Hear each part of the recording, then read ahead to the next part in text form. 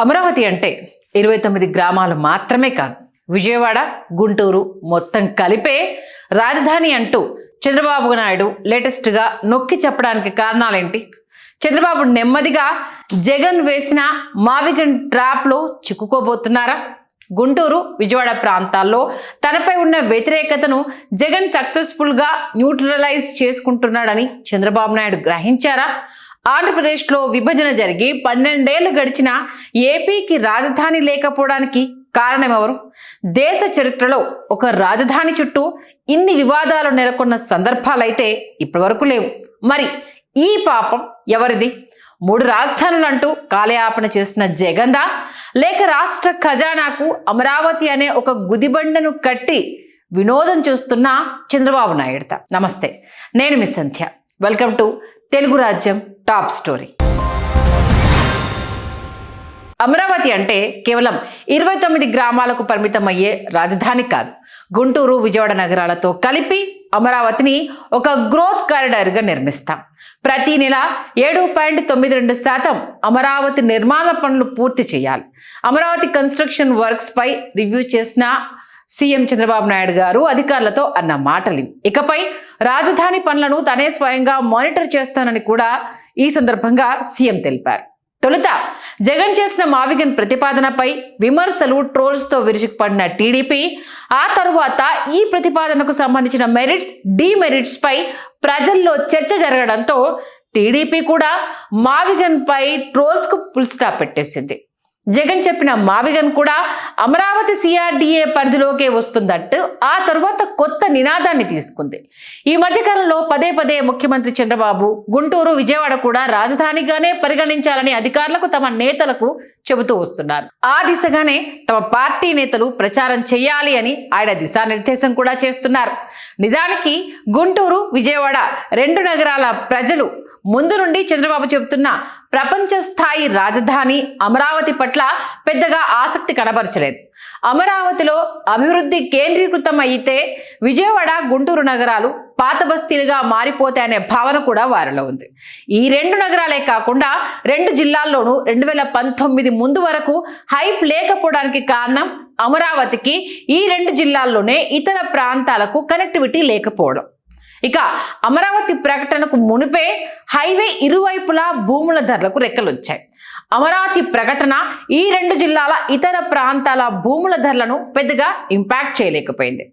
ఇక తెలంగాణ విడిపోతే గుంటూరు, విజయవాడ నడిబొడ్డు నాగార్జున యూనివర్సిటీ సమీప ప్రాంతాలే రాజధానిగా ప్రకటిస్తారని ఈ 2 జిల్లాల వాసులు అంచనా వేశారు. రోడ్, రైల్ కనెక్టివిటీ ఈ ప్రాంతాల్లో 1000 ఎకరాల ప్రభుత్వ భూమి కలిగి ఉండడంతో రాజధానిగా ఈ ప్రాంతమే అటు చాయిస్ అని అందరూ భావించారు. కానీ అప్పటి చంద్రబాబు సర్కార్ ప్రజల అంచనాలకు అందకుండా అమరావతిని రాజధానిగా ఎంచుకుంది. గ్రీన్ ఫీల్డ్ క్యాపిటల్ అంటే 0 నుండి రాజధాని నిర్మాణం మొదలు పెట్టడం, 50,000 ఎకరాల సమీకరణ, మౌలిక సదుపాయాలకు లక్షల కోట్లు ఖర్చు చేసి దానిని వాస్తవ రూపంలోకి తీసుకురావడంలో ఉండే ఇబ్బందులను టీడీపీ గ్రహించలేకపోయింది. కనీసం గ్రహించాలి అని కూడా అనుకోలేదు. అమరావతి నిర్మాణానికి ఇప్పటికే 60,000 కోట్ల అప్పు చేసింది రాష్ట్ర ప్రభుత్వం. ఆ 60,000 కోట్లను ప్రతిబింబించేలా అమరావతి ఉందా అంటే ప్రభుత్వం వద్ద స్పష్టమైన జవాబు లేదు. నిజానికి ఏపీ రాష్ట్రం ఒక సూపర్ క్యాపిటల్ కట్టే పరిస్థితుల్లో ఉన్నాయా అంటే సమాధానం లేదు. రాష్ట్రం విడిపోయే నాటికి ఏపీ రెవెన్యూ లోటు ఏడాదికి 16,000 కోట్లు. కనీసం జీతాలు కూడా ఇవ్వలేని పరిస్థితులు ఓవైపు కనిపిస్తూ ఉంటే కొండకు తాడుకట్టి కదిలించే ఓ విఫలయత్నం చేసింది. ప్రపంచంలో ఇప్పటి వరకు గ్రీన్ ఫీల్డ్ సిటీస్ నిర్మాణానికి పూనుకొని సక్సెస్ఫుల్గా పూర్తి చేసుకున్న సిటీ ఒక్కటి కూడా లేదు. యుఏఈలోని మస్దార్ సిటీ, అంగోలాలోని కిలాంబా సిటీ, మయన్మార్లోని నైపీడా నగరాలు ఒక ఫెయిల్డ్ వెంచర్లుగా, గోస్ట్ సిటీస్గా నేడు పిలువబడుతున్నాయి. సౌత్ కొరియాలో 1,500 ఎకరాల్లో అభివృద్ధి చేసిన సోంగ్దో అనే ఒక చిన్న ప్రాంతం మాత్రమే ఒక సక్సెస్ఫుల్ గ్రీన్ ఫీల్డ్ సిటీగా అభివృద్ధి చెందింది. కానీ ఒక గ్రీన్ ఫీల్డ్ సిటీ ఒక రాజధానిగా సక్సెస్ అయిన దాఖలాలు అయితే ఎక్కడా లేవు. విభజన అనంతరం రాజధానిపై అధ్యయనం కోసం ఏర్పాటు చేసిన శివరామకృష్ణన్ కమిటీ చేసిన సూచనలో ముఖ్యమైన సూచన సూపర్ క్యాపిటల్. భారీ గ్రీన్ ఫీల్డ్ సూపర్ క్యాపిటల్ నిర్మించడాన్ని చాలా గట్టిగా వ్యతిరేకించింది. సంపద, అడ్మినిస్ట్రేషన్, ఐటీ, హెల్త్ కేర్ ఇలా అన్ని ఒకే చోట కేంద్రీకృతమైన హైదరాబాద్ మోడల్లో చాలా లోపాలున్నాయని, ఆ మోడల్ వల్లే చివరికి రాష్ట్రం విడిపోయే పరిస్థితి వచ్చిందని వారి రిపోర్ట్లో స్పష్టంగా పొందుపరిచారు. ఇదే కమిటీ విజయవాడ, గుంటూరు మధ్య ప్రస్తుతం అమరావతి ప్రాంతాన్ని పరిశీలించి అక్కడ రాజధాని కట్టడం సరికాదు అని కూడా తేల్చి చెప్పారు. అందుకు వారు చెప్పిన ప్రధాన కారణం ఈ ప్రాంతంలో ఏడాదికి 1 కంటే ఎక్కువ పంటలు పండే అత్యంత సారవంతమైన నల్ల రేగడి భూములు ఉండడం. ఇవి రాష్ట్ర వ్యవసాయ ఆర్థిక వ్యవస్థకు వెన్నెముక లాంటివి. వీటిని కాంక్రీట్ జింగిల్గా మార్చితే ఆహార భద్రతకు శాశ్వతంగా నష్టం జరుగుతుంది. ఇక్కడి స్థానిక వర్క్ ఫోర్స్లో దాదాపు 55 నుంచి 65% మంది రైతులు వ్యవసాయ కూలీలే. ఈ పొలాలన్నీ తీసేస్తే వేలాది మంది గ్రామీణ కార్మికులు ఒక్కసారిగా రోడ్డున పడతారు. ఈ ప్రాంతాన్ని రాజధానిగా ఎంచుకుంటే ఇది అసాధారణ ప్రజల కంటే ఎక్కువగా రియల్ ఎస్టేట్ వ్యాపారులకు, ల్యాండ్ పూలింగ్ చేసే వారికే లాభం చేకూరుస్తుందని ఈ కమిటీ మరీ హెచ్చరించింది. ఇప్పటికే ఉన్న ఒక సిటీని డెవలప్ చేయకుండా శూన్యం నుండి దాదాపు 60,000 కోట్లకు పైగా ఖర్చుతో ఒక సరికొత్త మెగా సిటీని నిర్మించాలని నిర్ణయించుకోవడం రాష్ట్ర ఆర్థిక భవిష్యత్తును పూర్తిగా మార్చేస్తుంది.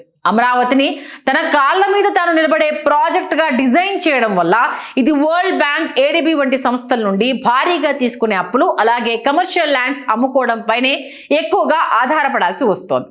దీనివల్ల రాష్ట్ర ప్రభుత్వ ఆర్థిక పరిస్థితి చాలా టైట్గా మారింది.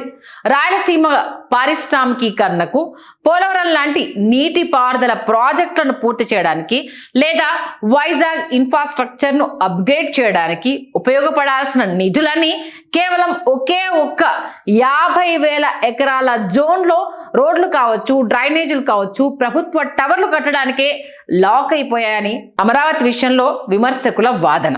జగన్ 3 రాజధానులన్న నినాదం ఆ సమస్యను మరింత జటిలం చేసింది. ప్రాక్టికల్గా ఏమాత్రం సాధ్యం కాని 3 రాజధానుల విధానం సౌత్ ఆఫ్రికాలో ఫెయిల్ అయిన విధానాన్ని ఎంచుకుంది. నిజానికి జగన్ మధ్యలో విశాఖను రాజధానిగా చేయాలని ఉంది. కానీ పొలిటికల్గా రాయలసీమలో దెబ్బతినే అవకాశం ఉండడంతో మొక్కుబడిగా రాయలసీమకు న్యాయ రాజధానిని ప్రకటించారు. అమరావతిని రాజధానిగా తొలగించడం లేదు అని చెప్పడానికి ఈ ప్రాంతాన్ని శాసన రాజధానిగా ప్రకటించారు. రాజధాని చుట్టూ అలుముకుంటున్న అనిశ్చితికి తెరదించే ప్రయత్నం చేయకుండా 2 పార్టీలు బాధ్యతారాహిత్యంతో వ్యవహరించి రాష్ట్రానికి భవిష్యత్తు లేని పరిస్థితుల్లోకి నెట్టివేశాయి. ఇక ఈ 2 జిల్లాల్లో రాజకీయంగా తలెత్తుకోలేని పరిస్థితులు జగన్కి ఏర్పడ్డాయి. ఈ నేపథ్యంలో మావిగన్ తన ప్లాన్ బి అంటూ, ఇదే ఎన్నికల ఎజెండా కాబోతుందంటూ రాజధానిపై తన విధానాన్ని మార్చుకున్నారు. ఏపీకి అమరావతి సరైన రాజధానా లేక మావిగన్ సరైన రాజధానా అంటే ఖచ్చితంగా ఇప్పుడున్న రూపురేఖల్లో 2 ప్రతిపాదనల్లో డొల్లతనం చాలా స్పష్టంగా కనబడుతోంది. అమరావతిలో కుమ్మరించిన 60,000 కోట్లు డబ్బెవరిది? రాజకీయ నేతలదా, ప్రజలదా? ఈ ప్రాంతాన్ని వైసీపీ ఏం చేయబోతోంది? భూములిచ్చిన రైతులకు ఎలాంటి సొల్యూషన్ చూపకుండా అమానవీయంగా మావిగన్ అంటూ ముందుకు పోవడం మావిగన్లోని డొల్లతనం అయితే, ఇప్పటికీ లక్షల కోట్ల డబ్బును అమరావతిలో కుమ్మరిస్తూ రాజధానిని ఒక జూదంగా మార్చేయడం రాష్ట్ర భవిష్యత్తును ఇక్కడ పణంగా పెట్టడం. ఏపీ రాజధాని వ్యవహారం, రాజకీయ పంతాలు, ఓటు బ్యాంకు రాజకీయాల మధ్య నలిగిపోతూ రాష్ట్ర భవిష్యత్తును ప్రశ్నార్థకంగా మార్చింది. శ్రీరామకృష్ణన్ కమిటీ హెచ్చరికలను పక్కన పెట్టి ఆర్థిక లోటు ఉన్న రాష్ట్రంపై అమరావతి రూపంలో చంద్రబాబు గ్రీన్ ఫీల్డ్ భారాన్ని మోపితే, దానికి ప్రత్యామ్నాయం చూపకుండా 3 రాజధానులు మావిగన్ అంటూ జగన్ మరింత అనిశ్చితిని సృష్టించారు. 60,000 కోట్ల ప్రజాధనం ఖర్చైనా నేటికి ఏపీకి స్పష్టమైన రాజధాని లేకపోవడం పాలకుల దూరదృష్టి లోపానికి నిదర్శనం. ప్రాంతీయ అసమానతలను తొలగిస్తూ అటు భూములిచ్చిన రైతులకు న్యాయం చేస్తూ ఇటు ఆర్థిక వ్యవస్థను కాపాడుకునే సమతుల్యమైన విధానమే ఏపీకి ప్రస్తుత అత్యవసర అవసరం. దీన్ని గుర్తెరిగి పాలకులు ఎలా ముందుకు వెళ్తారనేది వేచి చూడాలి. హలో, తెలుగు రాజ్యం ఛానల్ చూస్తున్నారా? సామాజిక, రాజకీయ, జీవన చిత్రణే తెలుగు రాజ్యం. అతిశయోక్తులు, అసత్యాలు ఉండవు. రాజకీయ కోణం కాదు, ప్రజా కోణమే కొలబద్ద. తెలుగు రాజ్యం వీక్షణ మీ ఉత్తమ అభిరుచికి నిదర్శనం.